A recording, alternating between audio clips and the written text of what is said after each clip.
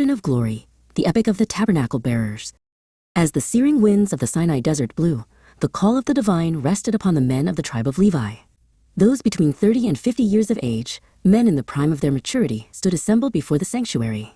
Having outgrown the impulsiveness of youth, they understood the weight of life, and were now entrusted with the majestic task of bearing the tabernacle, the dwelling place of the Almighty. Priest Eleazar placed a firm, steadying hand on the shoulder of Elam, leader of the Kohathites, reminding him that this march was no mere transport, but a living sacrifice.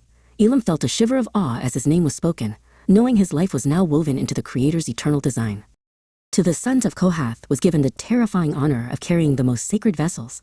Elam and his companion Javan lifted the Ark of the Testimony, shrouded in a heavy veil of deep blue, using long poles of polished acacia wood. They moved with trembling precision, careful never to touch the holy objects directly, supporting the weight of glory with only the strength of their shoulders and the discipline of their stride. Sweat carved lines through the desert dust on Javan's brow, but the heavy press of the poles against his skin was a badge of honor. In solemn silence, they carried the unseen holiness through the wilderness. The vibrant coverings and intricate curtains were the sacred charge of the Gershonites.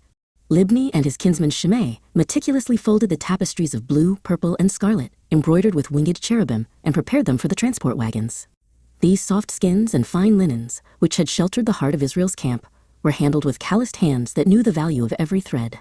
Shimei felt the texture of the woven fabric, reflecting on how the invisible God had shielded his people behind these fragile layers. It was not mere baggage, but the warm mantle of a God who gathered his people close. The very bones of the tabernacle, the massive boards, silver sockets, and heavy pillars, were entrusted to the mighty arms of the Merarites.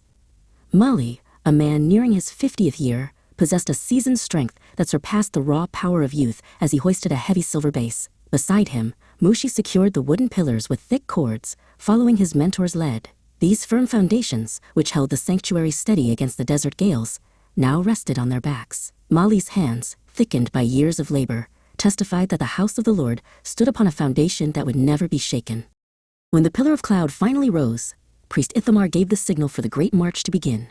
Mali smiled, realizing that the weight on his shoulders was, in truth, the weight of grace. Every struggle he had faced, in his 50 years, had been a preparation for this sacred walk. As the desert sunset sparkled against the silver and gold they carried, the Levites knew they were not merely moving equipment, but bearing the hope of a nation. Their footsteps were steady and rhythmic. Wherever they stopped, the presence of the divine would be established anew.